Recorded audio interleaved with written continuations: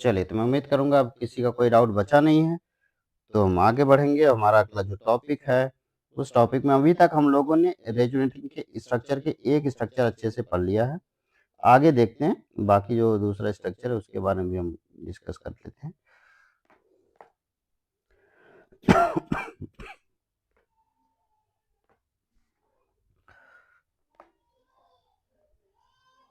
जो भी resonating structure है हमने अभी पढ़ा है, उस रेजोनेटिंग स्ट्रक्चर को थोड़ा-सा और आगे बढ़ाते हुए चलते हैं। तो अभी तक हम लोगों ने ये वाला पोर्शन कर लिया। अब आगे आते हैं, यहाँ पे लोन पेयर वाला कॉन्सेप्ट एक यूज़ होगा कि लोन पेयर और पाई बॉन्ड कॉन्जुगेशन अगर है, तो उस केस में लोन पेयर और पाई बॉन्ड कॉन्जुगेशन में रेजोनेंस कैसे होता है। बहुत ही आसान सा कॉन्सेप्ट है, बहुत ध्यान से सुनेंगे सब लोग। तो अगला हमारा टॉपिक होगा lone pair pi bond conjugation.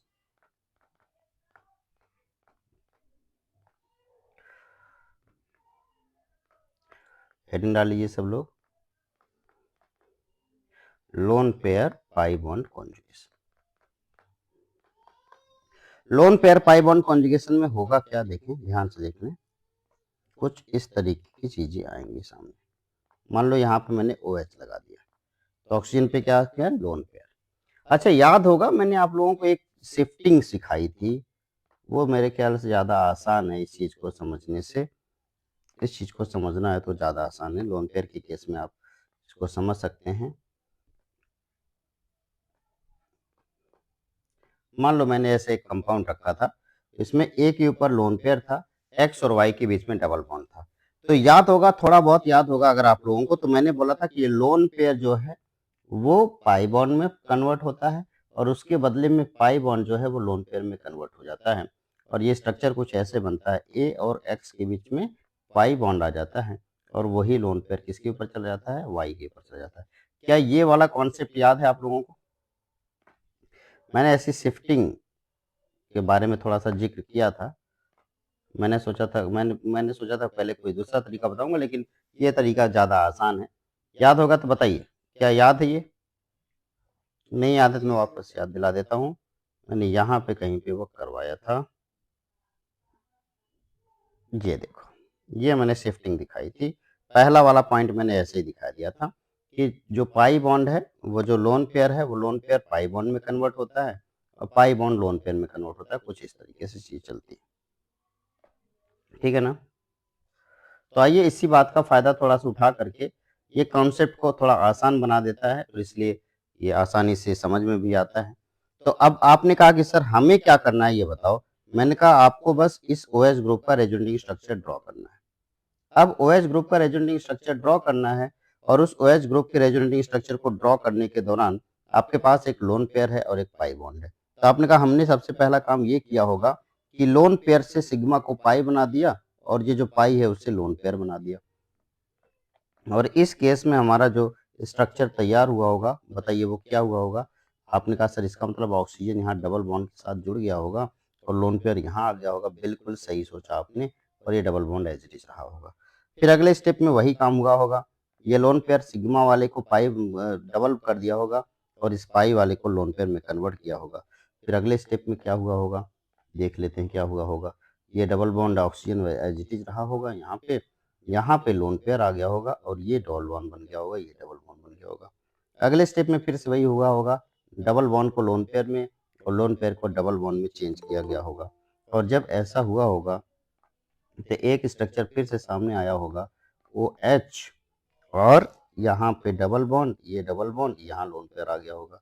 फिर लास्ट में यही डबल बॉन्ड वापस से लोन पेयर इसको दे दिया गया होगा और इस लोन पेयर से हमें डबल बॉन्ड फॉर्म किया गया होगा। और जब ऐसा हुआ होगा तो एक स्ट्रक्चर फिर से सामने आया आखिरी में, कुछ इस तरीके से। जो लोन पेयर हमने ऑक्सीजन से लिया था वो हमने ऑक्सीजन को वापस कर दिया और इस तरीके से यहाँ पे डबल बॉन्ड बन गया। जरा एक बार सभी लोग ध्यान से देखें, क्या ये वाला आसान लग रहा है आपको? लोन पेयर और डबल बॉन्ड का कॉन्जुगेशन आसानी से दिख गया। अगर किसी को कोई दिक्कत आ रही है तो पूछ सकता है।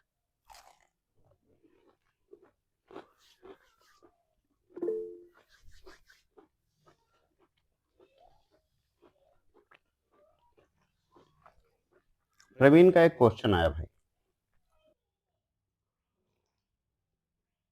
प्रवीण का क्वेश्चन आया कि सर ऑक्सीजन तो सिर्फ दो डबल बॉन्ड बनाता है, दो ही बॉन्ड बनाता है, आप यहाँ से ऑक्सीजन के ऊपर आपने तीन तीन बॉन्ड बना रखे हैं, क्या ये सही है? बिल्कुल सही है, बिल्कुल गलत है, होना ही नहीं चाहिए ऐसे।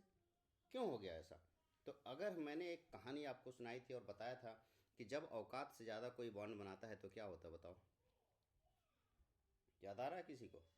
औकात से ज़्यादा बॉन्ड पॉजिटिव चार्ज आ जाता है, पॉजिटिव पॉजिटिव चार्ज। चार्ज आ जाता है, तो इसका मतलब ऑक्सीजन के ऊपर हमें जहाँ जहाँ उसने औकात से ज़्यादा बॉन्ड बनाया होगा वहाँ वहाँ पे हमें ऑक्सीजन के ऊपर पॉजिटिव चार्ज दिखाना होगा। इस तरीके से हमने इसके रेजोनेटिंग स्ट्रक्चर को ध्यान से देख लिया। क्या ये रेजोनेटिंग स्ट्रक्चर आपको समझ में आ गया? अगर ये रेजोनेटिंग स्ट्रक्चर आपके समझ में आ गया होगा तो मैं उम्मीद करूँगा कि जो क्वेश्चन मैं अगला देने वाला हूँ उसका भी रेजोनेटिंग स्ट्रक्चर आप बड़े आराम से बना पाएंगे। आप लोगों के सामने एक क्वेश्चन, प्यारा सा क्वेश्चन लिख रहा हूँ, आपसे उम्मीद करूँगा कि आप इस क्वेश्चन का आंसर मुझे देंगे, रेजोनेटिंग स्ट्रक्चर बना करके आप मुझे उठा करके दे देंगे। NH2 लिख दिया और यहाँ पे लोन पेयर लगा दिया। क्या इसका रेजोनेटिंग स्ट्रक्चर आप लोग आराम से बना दोगे बेटा? जल्दी से फटाफट बना करके तुरंत फटाफट भेज दीजिए इसी टाइम पे। मैं व्हाट्सएप पे देखता हूँ किस लोगों का आंसर तुरंत आ जाता है, और बाकी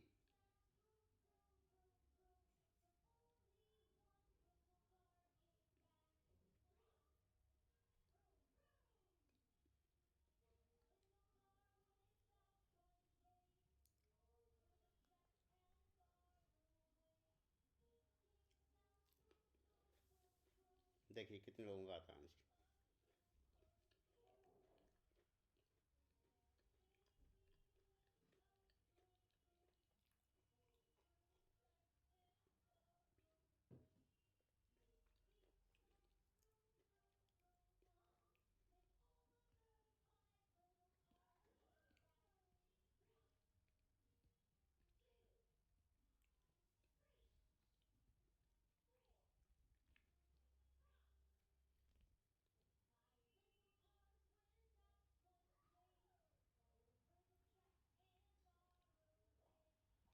हो गया?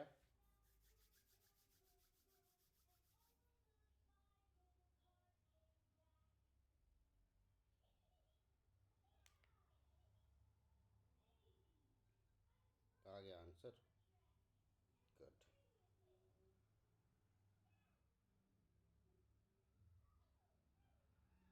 तो प्रवीण का आंसर अब तक आ चुका है। प्रवीण का आंसर अब तक आ चुका है, आप सभी लोग इनका आंसर एक बार चेक कर लीजिए। प्रवीण का आंसर आ गया है, ये है।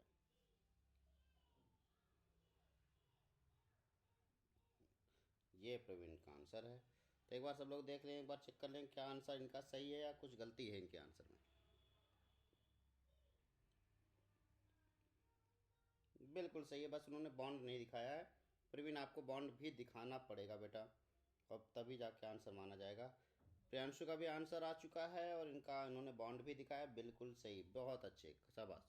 तो मतलब लोन पे शिफ्टिंग भी दिखानी होगी, कहाँ से कहाँ मूव कर रहा है। हाँ, आपको ये दिखाना पड़ेगा ना, जब आप दिखाएंगे तभी जाके आपको अच्छे से चीज़ें क्लियर हो पाएंगी। तो आइए फटाक से इसका भी एक बार हम स्ट्रक्चर बना लेते हैं, उसके बाद आगे बढ़ते हैं। बहुत अच्छे। तो मैंने क्या किया, सबसे पहले यहाँ पे ये देखो ऐसे कर दिया हमने, लोन पेयर की शिफ्टिंग करा दी और स्ट्रक्चर ड्रॉ कर दिया। तो ऊपर double bond NH2, lone pair यहाँ नज़र आ रहा है, ये डबल बॉन्ड, ये डबल बॉन्ड। आपने कहा फिर बताओ क्या किया आपने? हमने कहा ये लोन पेयर वापस से, ये वापस से। अगर लोन पेयर नहीं दिखा रहे तो कम से कम डबल बॉन्ड की शिफ्टिंग तो आप दिखाओगे ही, ठीक है? तो NH2, ठीक है, ये रहा लोन पेयर यहाँ आ गया, ये डबल बॉन्ड बन चुका है, ये डबल बॉन्ड बन चुका है। फिर आपने लोन पेयर से डबल बॉन्ड बनाया, डबल बॉन्ड से लोन पेयर बनाया। तो जब ऐसा किया तो एक स्ट्रक्चर और सामने आया, वो स्ट्रक्चर कुछ ऐसा है, NH2, ये रहा लोन पेयर। स्ट्रक्चर बनाए इसके।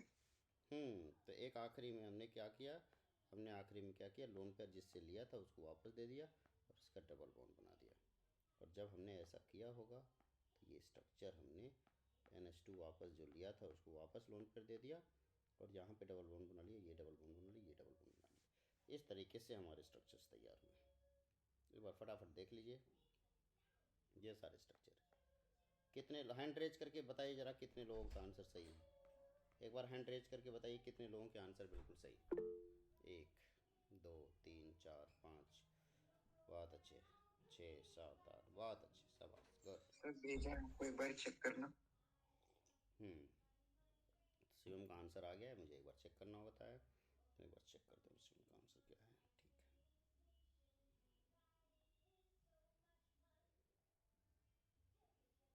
ठीक है, ठीक है। 1 2 3 4 5, बिल्कुल सही, बिल्कुल सही, बहुत अच्छे। तो क्या पिछले वाले में कोई गलती है क्या? मेरे आंसर में कोई गलती है क्या? इस वाले में कोई गलती है? जल्दी से गलती पकड़ के बताओ क्या गलती है। पॉजिटिव चार्ज बिल्कुल सही, नाइट्रोजन पे। नाइट्रोजन के ऊपर पॉजिटिव चार्ज मैंने यहाँ पे लगा दिया, यहाँ पे लगा दिया और यहाँ पे लगा दिया, बिल्कुल सही। कमाल कर दिया आप लोगों ने। इस तरीके से आप लोगों ने रेजोनेटिंग स्ट्रक्चर अच्छे से ड्रॉ करना सीख लिया। अच्छा, एक दो क्वेश्चन और फटाफट इसी टाइम लगे हाथ कर लेते हैं, उसके बाद फिर जाके आगे बढ़ेंगे। एक और क्वेश्चन फटाक से कर लेते हैं बेटा। अब मैंने बेंजीन बनाया और इस बेंजीन के ऊपर मैंने लगा दिया Cl, लगा दिया मान लो। चलो Cl के पास भी क्या है? लोन पेयर है। तो जैसे Cl के पास लोन पेयर है तो बताओ जल्दी से क्या होगा। आपने कहा सर वो लोन पेयर फटाफट आप ट्रांसफ़र करते जाओ। तो जब मैं ये लोन पेयर फटाफट ट्रांसफ़र करते जाऊंगा तो मैंने कहा सबसे पहले लोन पेयर से क्या बनाओ? डबल बॉन्ड, डबल बॉन्ड से क्या बनाओ? Lone pair. तो जब ऐसा किया तो स्ट्रक्चर बन गया, जो हमारा स्ट्रक्चर बना है, क्लोरीन डबल बॉन्ड के साथ आ गया, लोन पेयर यहाँ भाग आया, ये डबल बॉन्ड ऐसे, ये डबल बॉन्ड ऐसे। फिर आपने कहा वापस यही काम करो, ये ऐसे करो। हमने कहा ठीक है, जैसी आपकी मर्जी, आप इतने प्यार से कह रहे हैं तो करना पड़ेगा भाई।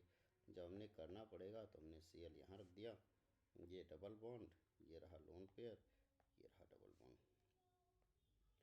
तो ये लोन पेयर ऐसे कर दिया, ऐसे कर दिया। अब आपने कहा ठीक है सर, जब हमने ऐसे काम किया होगा तो बताइए, ये डबल बॉन्ड Cl, ठीक है, ये डबल बॉन्ड, ये रहा आपके पास लोन पेयर और ये रहा डबल बॉन्ड। ठीक है, आखिरी स्टेप में आपने क्या किया, जो जहाँ से लिया था उसको वहीं पे भेज दीजिए। जब आपने ऐसा किया तो Cl के पास लोन पेयर वापस आ गया और ये देखो, ये देखो, ये देखो। देखो क्या यही स्ट्रक्चर बना था सबका? बिल्कुल सही जवाब, क्या बात है, इतने सारे लोगों का ही आंसर, बहुत अच्छे। तो इस तरीके से आप लोगों ने काफ़ी कुछ सीख लिया। आगे जो भी रेजोनेटिंग स्ट्रक्चर आएगा आप ऐसे बना लोगे और ऐसे सीख जाओगे। जाते जाते एक छोटी सी बात जो मैं आप लोगों को बताना भूल गया था, वो मुझे अभी की अभी बता देनी चाहिए कि क्या हो अगर, ध्यान से सुने, क्या हो अगर, जिसको इसको देखो ध्यान से, आपने जो भी रेजोनेटिंग स्ट्रक्चर बनाया है उस रेजोनेटिंग स्ट्रक्चर से कंक्लूजन क्या निकला, आप क्यों इसको बना रहे हो, ये भी देखते जाओ। फटाफट आंसर देना। पहला,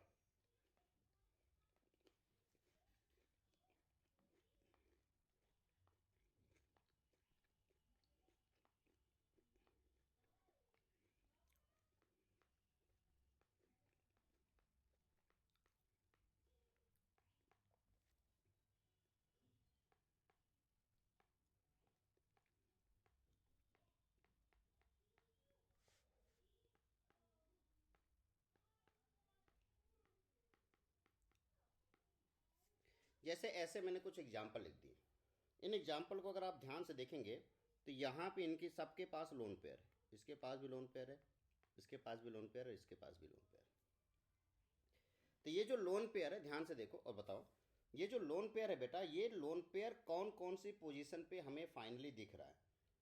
इन लोन पेयर को देखो और बताओ ये लोन पेयर कौन कौन सी बेंजीन रिंग के कौन कौन से पोजीशन पे दिख रहे हैं। आपने कहा ये जो लोन पेयर यहाँ पे था वो ऑर्थो पे दिख रहा है, पैरा पे दिख रहा है, और फिर कहाँ दिख रहा है? ऑर्थो पे दिख रहा है। यानी सिर्फ और सिर्फ कहाँ दिख रहा है? ऑर्थो पे दिख रहा है और पैरा पे दिख रहा है। तो जब भी इन लोन पेयर के बारे में हम बात करेंगे तो ये ऑर्थो और पैरा पे दिखाई देगा। सिंपली कहाँ दिखेगा बेटा? ऑर्थो पे दिखेगा और पैरा पे दिखेगा, यही है ना? तो ये lone pair ortho para position पे दिखता हुआ नजर आ रहा है। इसका मतलब ये हुआ कि ये जो लोन पेयर वहाँ पे है वो कभी वहाँ पे है, कभी यहाँ पे है, कभी यहाँ पे है और कभी यहाँ पे है।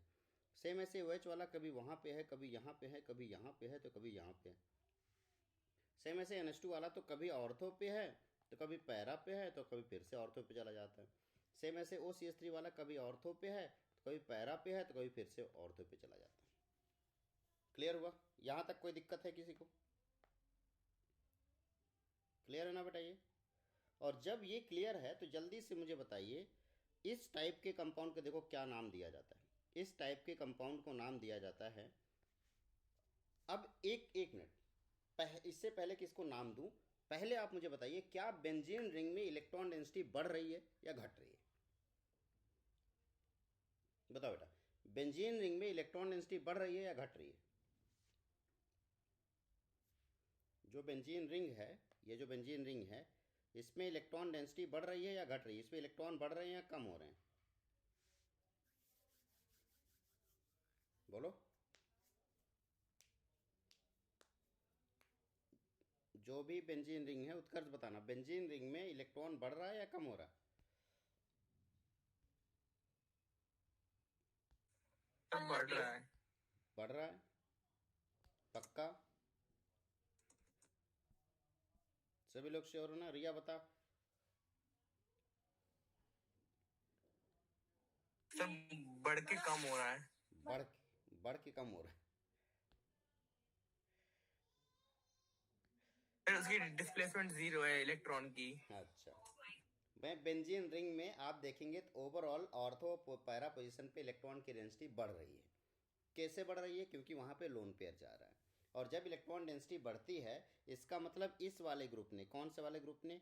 इस Cl ग्रुप ने, OH ग्रुप ने, NH2 ग्रुप ने या OCH3 ग्रुप ने, इन ग्रुप ने अपना इलेक्ट्रॉन उठा करके ऑर्थो पैरा पोजीशन पे पटक दिया। और जब ऐसा हुआ तो ऑर्थो पोजीशन पे और पैरा पोजीशन पे इलेक्ट्रॉन भर के हो गए। अगर मुझे, इसका मतलब ये हुआ कि इसने इलेक्ट्रॉन को डोनेट किया, तो ये जितने भी ग्रुप हैं ये सारे ग्रुप इलेक्ट्रॉन डोनेटिंग ग्रुप कहलाते हैं। तो इसका मतलब ये सारे ग्रुप क्या हो गए बेटा? इलेक्ट्रॉन डोनेटिंग ग्रुप हो गए। इलेक्ट्रॉन डोनेटिंग ग्रुप हो गए। अब इलेक्ट्रॉन डोनेटिंग ग्रुप है, इसका मतलब पॉजिटिव इफेक्ट शो करेगा। अब यहाँ पे रेजोनेंस हो रहा है, दैट्स वाई इसको हम प्लस आर इफेक्ट बोलते हैं। क्या बोलेंगे? प्लस आर इफेक्ट, या कई बुक में प्लस एम, या एम का मतलब मेजोमेरिक होता है, तो प्लस आर इफेक्ट या प्लस एम इफेक्ट शो कर रहा है। आपने कहा ठीक है सर। और ये ऑर्थो और पैरा पोजीशन को एक्टिवेट कर दे रहा है, क्योंकि इलेक्ट्रॉन डेंसिटी बढ़ा दे रहा है। इसलिए इलेक्ट्रोफाइल, अगर मान लो मुझे कोई इलेक्ट्रोफाइल यहाँ पे भेजना होता, मेरे पास एक इलेक्ट्रोफाइल है, वो बेचारा इलेक्ट्रॉन की तलाश में आ रहा है, तो कहाँ पे जाएगा? वो ऑब्वियस से कहाँ पे जाएगा? पैरा पोजीशन पे जाएगा या ऑर्थो पोजीशन पे जाएगा। तो बेंजीन रिंग की किसी पोजीशन पे अगर उसे अटैक करना होगा तो या तो पैरा पे अटैक करेगा या तो ऑर्थो पे अटैक करेगा। तो इसका मतलब ये इलेक्ट्रॉन डेंसिटी जो है ऑर्थो पैरा पे बढ़ाने का मतलब इसने ऑर्थो पैरा पोजीशन को एक्टिवेट कर दिया कि जा तू रिएक्शन कर। तो इसलिए हम इसको नाम देते हैं ortho para directing group. Ortho para directing group नाम देते हैं इसको। तो ये ग्रुप आपका ऑर्थो पैरा डायरेक्टिंग हो गया, इलेक्ट्रॉन डोनेटिंग ग्रुप हो गया, प्लस आर या प्लस एम इफेक्ट हो गया। तो एक बार फिर से देख लें ये क्या क्या होता है। ऑर्थो पैरा डायरेक्टिंग ग्रुप होता है, प्लस आर या प्लस एम इफेक्ट शो कर रहा है, और इलेक्ट्रॉन डोनेटिंग ग्रुप हो गया। कोई दिक्कत है किसी को? नहीं है। गुड। अब इसको मैंने क्या किया, एक इस तरीके से एक बॉक्स में पैक कर दिया, क्योंकि बहुत इंपॉर्टेंट पॉइंट था ये, तो मैंने इसको एक बॉक्स में पैक। चलो बॉक्स में पैक करने के पहले एक और कुछ और कंपाउंड अगर आपके सामने रखा जाए, जैसे ये वाले कंपाउंड, ध्यान से देखना। जैसे मैंने लिखा था C+OH, ऐसा कोई कंपाउंड ले लो, या मैंने लिखा था N+O NO2, मैंने यहाँ पे लिया था, ऐसा कोई कंपाउंड ले लिया, या मैंने ऐसा कोई कंपाउंड ले लिया C+O CH3, ऐसा कोई कंपाउंड ले लिया, या ऐसा कोई कंपाउंड ले लिया जिसमें C+O OH, ऐसा कोई कंपाउंड ले लिया, या ऐसा कोई कंपाउंड ले लिया जिसमें यहाँ पे CH2 के ऊपर पॉजिटिव चार्ज है, या ऐसा कोई कंपाउंड ले लिया जिसमें यहाँ पे ट्रिपल बॉन्ड है। ऐसे कोई भी कंपाउंड अगर मैंने ले लिया मान लो, या ऐसा कोई कंपाउंड ले लिया जिसमें COOCH3 है, ऐसा कोई कंपाउंड ले लिया, तो इन सारे कंपाउंड को अगर आप ध्यान से देखेंगे तो हर एक कंपाउंड में डबल बॉन्ड ऐसे घूमता है, कार्बन के ऊपर पॉजिटिव चार्ज, डबल बॉन्ड ऐसे घूमा नाइट्रोजन के ऊपर पॉजिटिव चार्ज, डबल बॉन्ड ऐसे घूमा कार्बन के ऊपर पॉजिटिव चार्ज, डबल बॉन्ड ऐसे घूमा कार्बन के ऊपर पॉजिटिव चार्ज, यहाँ पे कार्बन के ऊपर पहले से पॉजिटिव चार्ज है, डबल बॉन्ड घूमा कार्बन के ऊपर पॉजिटिव चार्ज, डबल बॉन्ड घूमा कार्बन के ऊपर पॉजिटिव चार्ज। यानी कि इन सब केसेस में आप देख रहे हैं कार्बन के ऊपर पॉजिटिव चार्ज है। और फिर से देखें, जो इस एटम के ऊपर बेंजीन से जुड़े हुए उस एटम के ऊपर जो चीज़ होता है वही वो ऑर्थो पैरा को देता है। तो इसके पास क्या था, लोन पेयर, तो इसने ऑर्थो पैरा को लोन पेयर दे दिया। अब चूंकि यहाँ पे क्या है इस कार्बन के ऊपर बेटा, इस कार्बन के ऊपर क्या है पॉजिटिव चार्ज, तो ऑर्थो पैरा को क्या देगा, पॉजिटिव देगा। इसका मतलब पॉजिटिव पॉजिटिव और पॉजिटिव, वो और कभी ऑर्थो पे होगा पॉजिटिव चार्ज तो कभी पैरा पे होगा। यानी कि जितने भी कंपाउंड यहाँ पे आप देख पा रहे हैं उन सब के ऑर्थो पोजीशन पे और पैरा पोजीशन पे हमें एक पॉजिटिव चार्ज नज़र आ रहा है। ध्यान से देख लें, उन सब के ऑर्थो और पैरा पोजीशन पे हमें एक पॉजिटिव चार्ज नज़र आ रहा है।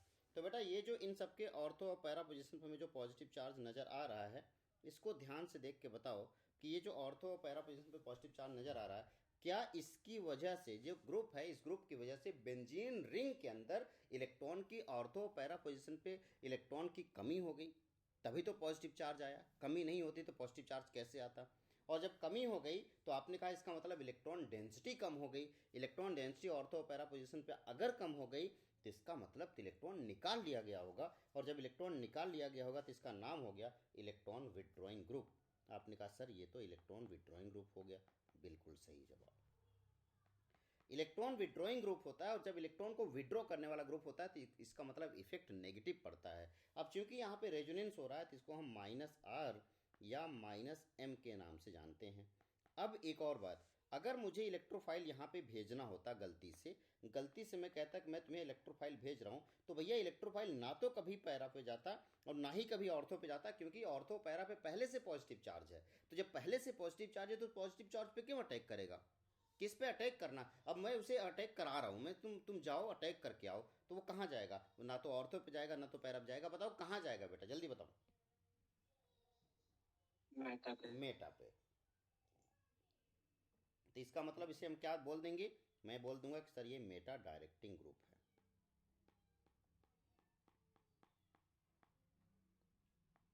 तो इस तरीके से कोई भी कंपाउंड है वो ऑर्थो पैरा डायरेक्टिंग है या मेटा डायरेक्टिंग है, ये बड़े आराम से आप ऐसे पता लगा सकते हैं। आपने कहा सर कोई तरीका होता, सिंपल तरीका होता, मुझे सारे कंपाउंड अगर मैं याद नहीं रखना चाह रहा हूँ, कोई सिंपल तरीका होता तो बता देते तो मज़ा आ जाता है ना। कोई ज़्यादा सिंपल तो नहीं है, लेकिन एक तरीका है जिसका आप लोग यूज कर सकते हैं। वैसे चाहें तो आप बेहतरीन तरीका वो भी है, आप चाहें तो इसका यूज कर सकते हैं। अदरवाइज अगर आप यही याद रखें तो ज़्यादा बेटर रहेगा। आइए वो तरीका मैं आपको बता देता हूँ, वो तरीका कौन सा है। कुछ देखना नहीं, खास बात ये है कि आपको कुछ खास नहीं देखना है, बस बेंजीन रिंग को देखना है। और इस बेंजीन रिंग से साथ कोई भी ग्रुप मान लो X जुड़ा हुआ है, बस इस बात का पता लगाना है क्या उसके पास लोन पेयर है या उसके पास लोन पेयर है या नेगेटिव चार्ज है। अगर लोन पेयर नेगेटिव चार्ज है तो इस दोनों के केस में, इन दोनों के केस में वो इलेक्ट्रॉन डोनेटिंग ग्रुप होगा। क्यों, क्योंकि लोन पेयर नेगेटिव चार्ज है तो obviously lone pair negative negative negative, तो ये इलेक्ट्रॉन डोनेटिंग ग्रुप हो जाएगा। या आप इसे इलेक्ट्रॉन डोनेटिंग ग्रुप बोलेंगे, या बोलो बताओ क्या करोगे, इलेक्ट्रॉन डोनेटिंग के अलावा क्या बोलते थे, +R या +M ग्रुप बोलते थे। और साथ ही साथ जो +R और +M होगा वो ऑर्थो एंड पैरा डायरेक्टिंग कहलाएगा, ऑर्थो या पैरा डायरेक्टिंग होगा। लेकिन अगर यहीं पे बेंजीन रिंग के साथ, अगर यहीं पे बेंजीन रिंग के साथ कोई इस तरीके का कोई डबल बॉन्ड दिख जाए, कोई भी डबल बॉन्ड दिख जाए जिसमें डबल बॉन्ड बनाने वाला जो एटम है वो मोर इलेक्ट्रोनेगेटिव एटम है। डबल बॉन्ड बनाने वाला जो एटम है कैसा है बेटा, मोर इलेक्ट्रोनेगेटिव एटम है। या कहीं पे ट्रिपल बॉन्ड दिख जाए, ऐसा भी हो सकता है कि ट्रिपल बॉन्ड दिखे, तो डबल बॉन्ड या ट्रिपल बॉन्ड इस टाइप का कुछ भी दिख जाए, तो इन तीनों केसेस में ऑब्वियस है कि पॉजिटिव चार्ज आएगा कार्बन के ऊपर, और जिसकी वजह से वो पॉजिटिव चार्ज कहाँ कहाँ पे जाएगा, ऑर्थो और पैरा पोजीशन पे जाएगा। इसका मतलब ये इलेक्ट्रॉन विड्रॉइंग ग्रुप कहलाएगा, -R या -M इफेक्ट शो करेगा, और मेटा डायरेक्टिंग ग्रुप होगा। एक जल्दी से इसको अपनी कॉपी में नोट करेंगे, बहुत ही सुंदर और सटीक चीज़ है, इसको भूलना मत, कभी भी मत भूलना, गलती से भी इसको मत भूलना, बहुत ही ज़्यादा इम्पोर्टेंट पॉइंट है ये, बहुत ही ज़्यादा इम्पोर्टेंट पॉइंट है बेटा, इसको बिल्कुल भी मत भूलना, गलती से भी नहीं भूलना है, गलती से भी नहीं भूलना है, ठीक है।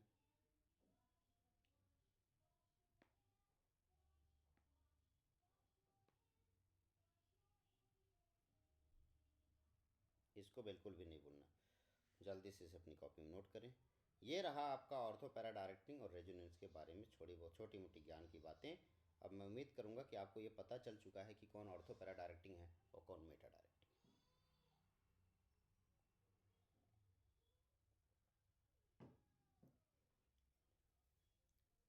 ठीक है, तो अब हम क्या करते हैं, ये ऑर्थो पैरा डायरेक्टिंग हम समझ गए, मेटा डायरेक्टिंग समझ गए, हम प्लस आर प्लस एम समझ गए, हम इलेक्ट्रॉन विंड्रोइंग ग्रुप समझ गए, हम इलेक्ट्रॉन डोनेटिंग ग्रुप समझ गए।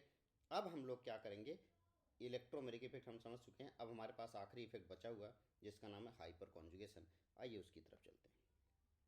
तगली हेडिंग डालेंगे हाइपर कॉन्जुगेशन।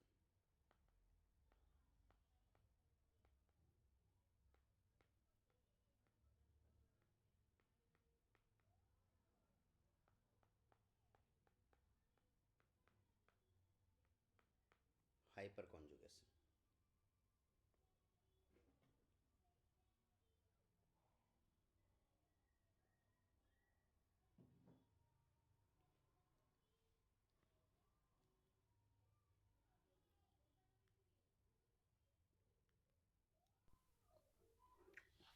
देखें हाइपर कॉन्जुगेशन क्या होता है।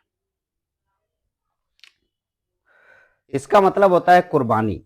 हाइपर कॉन्जुगेशन का सिंपल सा मतलब क्या होता है बेटा, कुर्बानी। अब कुर्बानी किसके लिए दिया जाता है, अपनों के लिए या पड़ोसियों के लिए?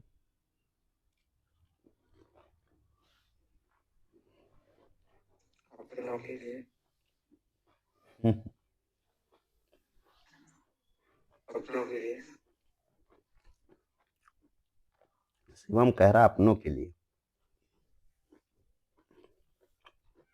आजकल तो क्या मतलब पड़ोसियों के लिए। आजकल के जमाने में अपनों के लिए कुर्बानी कोई नहीं देता बाबू। अब देखते हैं इसमें कौन दे रहा है। ठीक है, मान लो ये कार्बन है, ये कार्बन है, इस कार्बन के पास 3 हाइड्रोजन है और उसके ऊपर एक पॉजिटिव चार्ज है। कार्बन बहुत दुखी है, क्यों दुखी है, क्योंकि उसके ऊपर पॉजिटिव चार्ज है।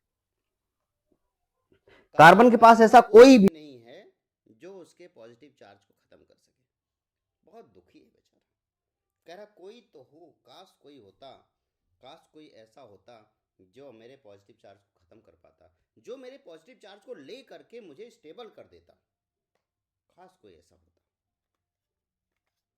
तो बताओ क्या लगता है,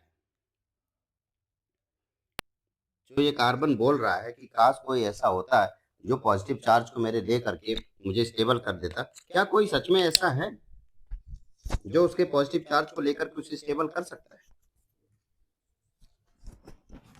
आपने कहा बिल्कुल भी नहीं है। अगर ये इसका अपना हाइड्रोजन अगर अपने पॉजिटिव चार्ज को ले लेता तो कार्बन का पॉजिटिव चार्ज खत्म नहीं होता, उसके ऑक्टेट इनकम्प्लीट हो जाता, इसलिए इसका बेचारा अपना जो हाइड्रोजन है वो कुछ नहीं कर सकता इस मामले में। आपने कहा कहना क्या चाहते हो, जरा इधर देखो, जरा इधर देखो, अपने आप समझ जाओगे मैं क्या कहना चाहता हूं। इस कार्बन से मैंने एक और कार्बन लगाया और उस कार्बन को मैंने 3 हाइड्रोजन दे दिया। ध्यान से देखना, अगर मैं आपसे कहूं कि भैया ये जो कार्बन है इस कार्बन का पड़ोसी कार्बन है जिसे आप अल्फा कार्बन के नाम से जानते हो, तो ये जो अल्फा कार्बन है उसके पास हाइड्रोजन है जो कह रहा है कि मेरे पड़ोस में किसी को तकलीफ है, मैं वो तकलीफ देख नहीं सकता, इसलिए मैं कुर्बानी दूंगा।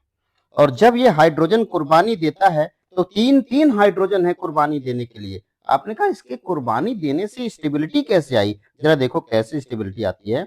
अगर ये हाइड्रोजन, कौन सा वाला हाइड्रोजन बेटा, अगर ये हाइड्रोजन अपने बॉन्ड को कार्बन को दे दे, उसके बदले में उस कार्बन से उसका चार्ज ले ले, तो अगर ये हाइड्रोजन अपना बॉन्ड कार्बन को दे दे और उसके बदले में उससे चार्ज ले ले, कौन सा चार्ज, पॉजिटिव चार्ज, तो जरा देखो, ध्यान से देखोगे तो आपको दिख जाएगा इस हाइड्रोजन के ऊपर पॉजिटिव चार्ज आ गया और ये हाइड्रोजन वाला बॉन्ड कार्बन को मिल गया, कार्बन का पॉजिटिव चार्ज खत्म हो गया। क्या इस कुर्बानी से कार्बन को फायदा हुआ? क्या बहुत फायदा हुआ भैया, कार्बन तो स्टेबल हो गया, लेकिन गया कौन? हाइड्रोजन, H+ निकल लिया।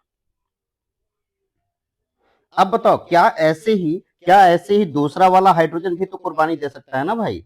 कोई जरूरी है पहला वाला हाइड्रोजन दे? दूसरा वाला कह रहा है चिल्ला चिल्ला के भैया तू नहीं देगा, मैं उसके लिए कुर्बानी दूंगा, मैं ही हूं उसका, और मैं ही उसके लिए कुर्बान हो सकता हूं। और इस तरीके से अगर उस हाइड्रोजन ने अपने जान की बाजी लगा करके उस कार्बन की रक्षा की, देखो कुछ इस तरीके से अपना डबल बॉन्ड उसको दे दिया। तो ये वाला हाइड्रोजन पीछे क्यों रहे? कौन सा वाला? ये वाला। वो कह रहा कि मैं भी तो पड़ोसी ही हूं, और जब मैं भी पड़ोसी हूं तो मेरा भी तो हक बनता है भैया, और जब उसका भी हक बनता है तो वो भी तो ये काम कर सकता है, ये देखो। और जब ऐसा हुआ होगा तो इस कार्बन को स्टेबल करने के इसके 3 पड़ोसी हैं जो इस कार्बन को स्टेबल कर रहे हैं। क्या ये बात क्लियर हुई? अब ध्यान से देखो और बताओ, पहले वाले कार्बोकेटायन में और दूसरे वाले कार्बोकेटायन में कौन सा वाला कार्बोकेटायन ज्यादा स्टेबल महसूस कर रहा है? बोलो बेटा, ये वाला कार्बोकेटायन ज्यादा स्टेबल महसूस कर रहा है या ये वाला कार्बोकेटायन ज्यादा स्टेबल महसूस कर रहा है? पहला या दूसरा? दूसरा। क्यों? क्योंकि दूसरे को स्टेबल करने के लिए 3 हाइड्रोजन पड़े हैं, और इस टाइप के अल्फा हाइड्रोजन की कुर्बानी को ही हाइपर कॉन्जुगेशन बोलते हैं, और इसे नो बॉन्ड रेजोनेंस के नाम से भी जाना जाता है। नो बॉन्ड रेजोनेंस, इसको नो बॉन्ड रेजोनेंस के नाम से भी जाना जाता है। तो आप इसे हाइपर कॉन्जुगेशन के नाम से बोल सकते हैं, या आप इसे नो बॉन्ड रेजोनेंस के नाम से भी बुला सकते हैं। आपकी अपनी मर्जी है, आप क्या करना चाहें। ठीक है ना? कोई दिक्कत है? अब आपने कहा कि सर एक काम करते हैं, जरा मुझे बताओ, मैं इस तरीके से एक क्वेश्चन लिख देता हूं और आप मुझे उसके अल्फा हाइड्रोजन के बारे में बताएंगे। तो हाइपर कॉन्जुगेशन का सिंपल सा मतलब क्या होता है? आप कहेंगे कि सर इसमें सिग्मा और पाई बॉन्ड के बीच में डीलोकलाइजेशन होता है, सिग्मा इलेक्ट्रॉन पाई इलेक्ट्रॉन में कन्वर्ट हो जाता है, और अगर वापस से हाइड्रोजन को अपना बॉन्ड चाहिए तो वापस से वो कार्बन से आके बोलेगा भाई साहब मैं बहुत देर तक पॉजिटिव रह चुका, अब एक काम करो मुझे मेरा बॉन्ड दो। जब ये इसका बॉन्ड देगा तो पॉजिटिव चार्ज वापस कार्बन के पास आएगा और ये जैसा बना था वैसा वापस बन जाएगा। यानी कि इसमें होता क्या है, सिग्मा बॉन्ड पाई बॉन्ड में कन्वर्ट होता है, पाई बॉन्ड सिग्मा बॉन्ड में कन्वर्ट होता है। कन्वर्जन सिग्मा और पाई इलेक्ट्रॉनों के बीच में होता है। आपने कहा कैसे? हमने कहा भैया इसमें सिग्मा इलेक्ट्रॉन जो है वो किस में कन्वर्ट होता है? सिग्मा इलेक्ट्रॉन जो है वो किस में कन्वर्ट होता है? पाई इलेक्ट्रॉन में। सिग्मा इलेक्ट्रॉन का कन्वर्जन हुआ किसमें? पाई इलेक्ट्रॉन में। हो सकता है बाद में पाई इलेक्ट्रॉन वापस से कन्वर्ट होकर के सिग्मा इलेक्ट्रॉन में आ जाए, उसे तरस आ जाए कि हाइड्रोजन काफी देर तक अकेला रह चुका है, अब मुझे वापस जाना चाहिए। तो इस तरीके से सिग्मा पाई रेजोनेंस के नाम से भी जाना जाता है इसे। तो sigma pi resonance, no bond resonance या हाइपर कॉन्जुगेशन, ये जो भी आप चाहें आप इसे बुला सकते हैं। आप बस इतना बोल सकते हो कि भैया hyperconjugation this is directly proportional to number of alpha hydrogen.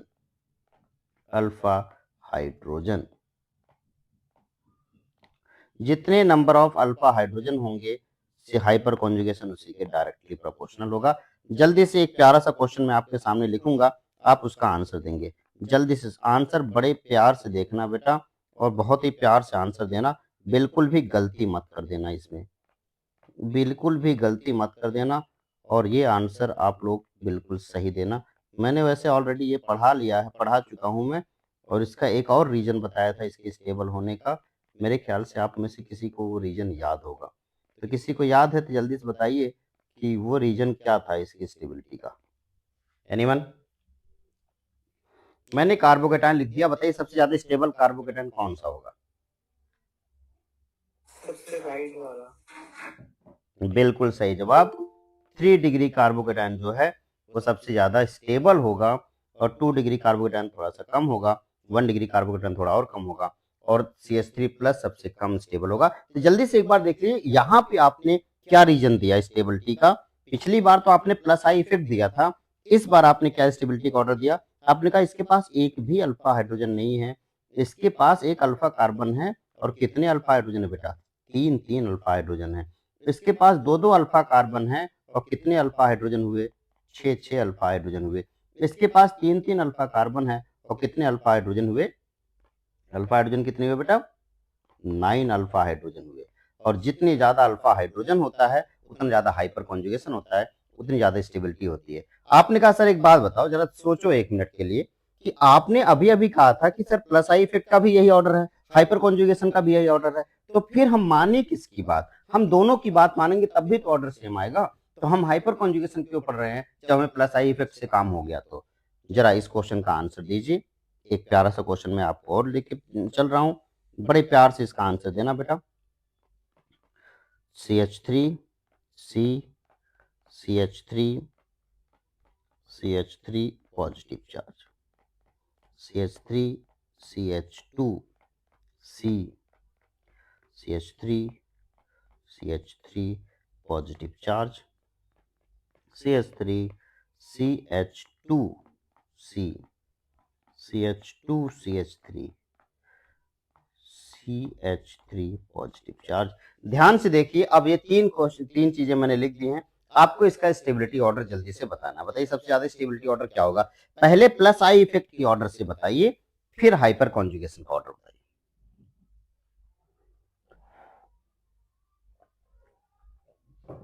बताइए बेटा सबसे ज्यादा स्टेबल क्या लगता है, कौन होगा? जोड़ के बताइए। तीसरा वाला सबसे ज्यादा स्टेबल होगा। ये कौन से इफेक्ट से बता रहे हो आप? Plus I effect, hyper conjugation में प्लस आई इफेक्ट से आप बता रहे हो। आपने कहा सर जितने ज्यादा कार्बन होंगे उतनी ज्यादा पॉजिटिव इंडक्टिव इफेक्ट लगेगा, जितना ज्यादा पॉजिटिव इंडक्टिव इफेक्ट लगेगा उतना ज्यादा स्टेबल होगा। पुश करो, याद आ गया होगा आप लोगों को बताया गया था। तो आपने कहा सर इस हिसाब से अगर मैं प्लस आई इफेक्ट लगाऊं तो हमारा ऑर्डर क्या होना चाहिए? हमारा ऑर्डर हो जाना चाहिए सबसे ज्यादा इसका, फिर इसका और फिर जाके इसका। लेकिन ये आंसर गलत है। क्यों? क्योंकि हाइपर कॉन्जुगेशन जरा बताओ क्या कह रहा है? हाइपर कॉन्जुगेशन कह रहा है कि भैया इसके पास टोटल 9 अल्फा हाइड्रोजन है। कितने अल्फा हाइड्रोजन है? 9 अल्फा हाइड्रोजन है। इसके पास बताओ कितने अल्फा हाइड्रोजन, ढूंढ लेता हूं मैं कितने अल्फा हाइड्रोजन। 3 यहाँ पे, 3 यहाँ पे, 2 यहाँ पे, 3 3 6 2 8 अल्फा हाइड्रोजन है। जरा इसके पास बताओ अल्फा हाइड्रोजन कितने हैं, मैं ढूंढ के बता देता हूँ। 2 यहाँ पे है, 2 यहाँ पे है, 3 यहाँ पे है, 7 अल्फा हाइड्रोजन इसके पास है। तो अल्फा हाइड्रोजन कम हो रहे हैं ना, यानी हाइपर कॉन्जुगेशन कम हो रहा है। हाइपर कॉन्जुगेशन कम हो रहा है तो स्टेबिलिटी ऑर्डर इसके अकॉर्डिंग क्या हो गया? किसके अकॉर्डिंग? हाइपर कॉन्जुगेशन के अकॉर्डिंग स्टेबिलिटी ऑर्डर ये रहा, इंडक्टिव इफेक्ट के अकॉर्डिंग स्टेबिलिटी ऑर्डर ये रहा। अब दोनों में कंफ्यूजन क्रिएट हो गई कि भैया हम किसकी बात माने। बताओ किसकी बात माना जाए? इस केस में जब मामला सामने आए, जब हाइपर कॉन्जुगेशन और इंडक्टिव इफेक्ट में लड़ाई हो तो जीतेगा हमेशा हाइपर कॉन्जुगेशन। क्यों? क्योंकि hyperconjugation also known as no bond resonance. No bond resonance की काबिलियत ज्यादा होती है as compare to inductive effect. इसलिए हम लोग यहां पर हाइपर कॉन्जुगेशन की बात मानेंगे, और जब हम हाइपर कॉन्जुगेशन की बात मानेंगे तो हमारा ऑर्डर क्या आ जाएगा? ये ऑर्डर आ जाएगा। यानी कि अब अगर आपसे पूछा जाए कि हम आखिर फाइनली जब स्टेबिलिटी देखेंगे तो किसको लेके चलें, किसको फाइनली लेके चलें, तो आपका सिंपल सा आंसर होगा, जब भी कभी आप स्टेबिलिटी की बात करें तो उस टाइम पे स्टेबिलिटी ऑर्डर देखते समय सबसे पहले रेजोनेंस देखें। और एक बार रेजोनेंस आप देख चुके हैं तो रेजोनेंस देखने के बाद आप हाइपर कॉन्जुगेशन की तरफ आएं, और जब हाइपर कॉन्जुगेशन आप देख चुके हो तब आप इंडक्टिव इफेक्ट की तरफ आएं। यानी कि जब भी कभी स्टेबिलिटी ऑफ कार्बोकेटायन की बात की जाए, या स्टेबिलिटी ऑफ कार्बेनायन की बात की जाए, या स्टेबिलिटी ऑफ फ्री रेडिकल की बात की जाए, तो स्टेबिलिटी देखते समय स्टेबिलिटी ऑफ इंटरमीडिएट की स्टेबिलिटी देखते समय देखो क्या क्या बातें ध्यान रखनी है बेटा। स्टेबिलिटी ऑफ इंटरमीडिएट, किसी भी इंटरमीडिएट की स्टेबिलिटी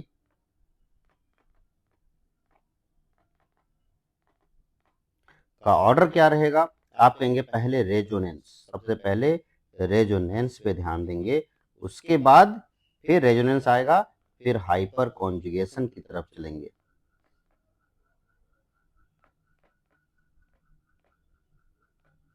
एक बार हाइपर कॉन्जुगेशन मिल गया तब इंडक्टिव इफेक्ट की तरफ आएंगे। रेजोनेंस सबसे पहला रहेगा, हाइपर कॉन्जुगेशन उसके बाद दूसरे नंबर पर रहेगा, तीसरे नंबर पर रहेगा आपका इंडक्टिव इफेक्ट। इंडक्टिव इफेक्ट तीसरे नंबर पर रहेगा।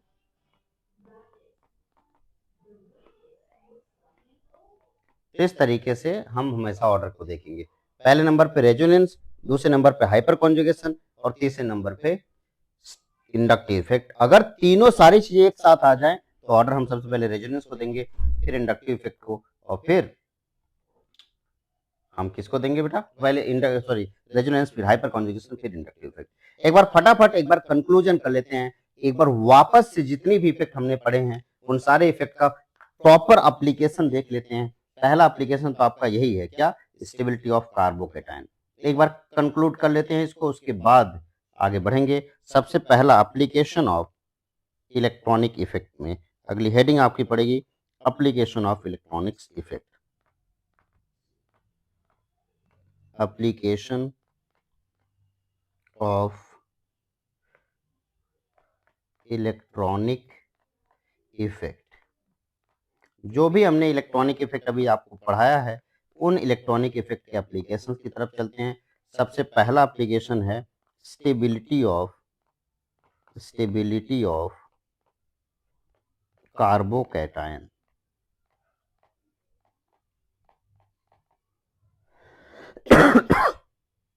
सबसे पहला जो हमारा ऑर्डर है वह है stability of carbocation.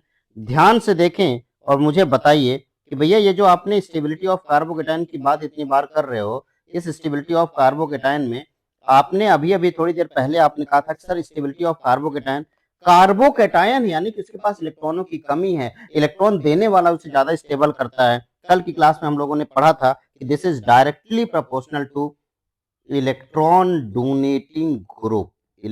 Donating group and inversely proportional two electron withdrawing group. ये हम लोगों ने कल की क्लास में पढ़ा था। अब चूंकि हमारे पास इलेक्ट्रॉन डोनेटिंग ग्रुप दो हो गए, यहां मैं लिख देता हूं कोने में छोटे छोटे शब्दों में, इलेक्ट्रॉन डोनेटिंग ग्रुप हमारे पास और इलेक्ट्रॉन विदड्रॉइंग ग्रुप दोनों दो दो हैं। इलेक्ट्रॉन डोनेटिंग ग्रुप में कौन है, प्लस आर है और प्लस आई है। इलेक्ट्रॉन विदड्रॉइंग ग्रुप में कौन है, माइनस आर है और माइनस आई है। तो जब मैं electron donating electron withdrawing group की बात कर रहा हूं, यानी कि मैं कह रहा हूं कि जितना ज्यादा इलेक्ट्रॉन डोनेटिंग ग्रुप होगा कार्बोकैटायन की स्टेबिलिटी उतनी ज्यादा होगी, और रेजोनेंस इंडक्टिव इफेक्ट से पहले आता है। इसका मतलब इसका स्टेबिलिटी का जो ऑर्डर होगा, सबसे पहले प्लस आर की तरफ चलेंगे, फिर जाकर के प्लस आई की तरफ आएंगे, फिर बचा कुचा हाइड्रोजन आएगा, फिर inversely proportional two electron withdrawing group यानी कि माइनस आई होगा और फिर माइनस आर होगा। इस तरीके से हमने कार्बोकैटायन की स्टेबिलिटी का ऑर्डर लिख दिया, माइनस आई फिर माइनस आर। तो किसी भी क्वेश्चन में ये ऑर्डर हम फॉलो करेंगे कार्बोकैटायन की स्टेबिलिटी के लिए। आपने कहा सिर्फ ये कार्बोकैटायन की ही नहीं, कार्बोकैटायन एंड फ्री रेडिकल, मैं यहाँ पे दोनों लिख देता हूं, एंड फ्री रेडिकल दोनों के केस में हम लोग यही ऑर्डर फॉलो करेंगे। तो चाहे कार्बोकैटायन हो चाहे फ्री रेडिकल हो, दोनों के केस में हमारा यही ऑर्डर फॉलो होगा। सबसे पहले इलेक्ट्रॉन डोनेटिंग ग्रुप, फिर इलेक्ट्रॉन विदड्रॉइंग ग्रुप, यानी कि पहले इलेक्ट्रॉन डोनेटिंग ग्रुप में जो जो इलेक्ट्रॉन डोनेट कर रहा plus R plus I, H minus I और माइनस आर। आइए इसके कुछ क्वेश्चंस पहले आपको बता देता हूं क्या है। एक क्वेश्चन फटाफट एक क्वेश्चन लेकर चलता हूं और आप मुझे आंसर देंगे कि इसका आंसर एग्जैक्टली क्या है। फटाफट मैं क्वेश्चन लिखूंगा और आप मुझे आंसर देंगे। आइए क्वेश्चन लिख लेता हूं।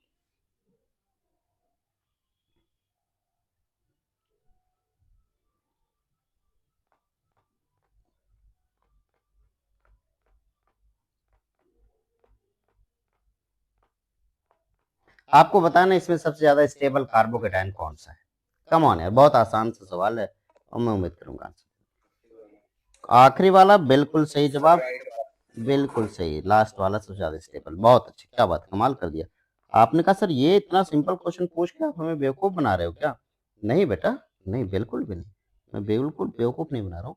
मैं बस क्वेश्चन को थोड़ा सा धीरे धीरे करके लेवल बढ़ाना चाह रहा हूँ। अगले स्टेप में मैं फिर से बोल रहा हूँ,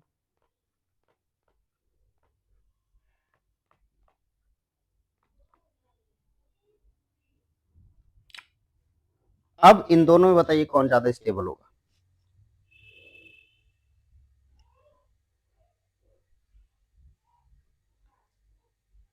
बताओ बेटा कौन सा कार्बोकेटाइन ज्यादा स्टेबल हुआ?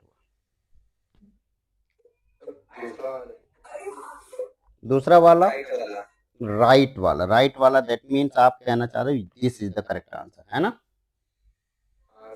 बिल्कुल गलत हो गया। क्या गलती हो गई? आपने कहा सर डिग्री देख लिया हमने। अरे डिग्री देखा बाबू, ये तो 2 डिग्री का है, ये तो 1 डिग्री का है, लेकिन इसमें तो रेजोनेंस भी तो है। रेजोनेंस क्यों भूल गए? बताओ, रेजोनेंस ज्यादा काबिल होता है ना इंडक्टिव इफेक्ट से। तो आपने कहा कि सर इस, बोल बेटा, कहाँ रेजोनेंस दूर कहाँ देगा? कहाँ दूर है? ये पॉजिटिव चार्ज है। अच्छा हाँ, मैंने बॉन्ड गलत लगाया। ओहो, मेरी गलती, माय फॉल्ट। ये बॉन्ड ऐसे होना चाहिए, तो यहाँ लगाना था मुझे। अच्छा अच्छा अच्छा, बिल्कुल सही बिल्कुल सही। ओ ओ, एक मिनट, मैं वापस ले लेता हूँ। It's my fault, it's my fault, sorry for my fault, it's my fault. Oh oh, अब बताओ, अब आपने क्या बोला? बिल्कुल सही, बिल्कुल सही जवाब। आपने कहा सबसे पहले ये देखो, फिर देखे 2 डिग्री देख लिया, इस दोनों में रेजोनेंस नहीं था, उसमें रेजोनेंस था, इसलिए आंसर हो गया। अगले क्वेश्चन की तरफ चलता हूं, जल्दी से आंसर दे देना मुझे, बिल्कुल भी गलती मत करना। अगर गलती कर दिए तो भाई छोड़ूंगा नहीं, एकदम पकड़ पकड़ के पीटूंगा। ये देखो, ये वाला हमारे पास एक रेजोनेंस आ गया, और आपने कहा सर चलो आप क्या ही बना दोगे। ये देखो, मैंने एक और लिख दिया। अब बताओ कौन ज्यादा स्टेबल है?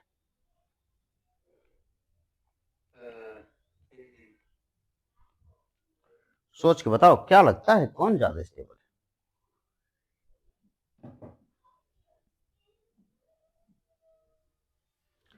बोलो भाई, ज्यादा टाइम नहीं है अपने पास। लेफ्ट वाला, लेफ्ट वाला, पहला वाला, ये ना, यही है ना? हम लोगों को अक्सर ये पढ़ाया जाता है, ये हमारा हमें पढ़ाया जाता है कि ये रेजोनेंस है, ये रेजोनेंस हो रहा है। लेकिन ध्यान देंगे, यही एक अकेला कंपाउंड है जिसमें 3 डिग्री, 9 हाइपर कॉन्जुगेशन और 3 पाई बॉन्ड का रेजोनेंस में ज्यादा काबिल 9 हाइपर कॉन्जुगेशन होता है। वेरी वेरी इंपॉर्टेंट पॉइंट, इसे गलती से भी गलत मत कर देना। अक्सर टीचर भी इसमें गलती कर देते हैं, तो आप लोग तो फिर भी स्टूडेंट हो, इसलिए ये गलती बिल्कुल ना करना कि इन केस में 9 अल्फा हाइड्रोजन जो है उसकी स्टेबिलिटी इससे ज्यादा है। लेकिन लेकिन लेकिन आपने कहा सर क्या हर बार ऐसे ही होगा?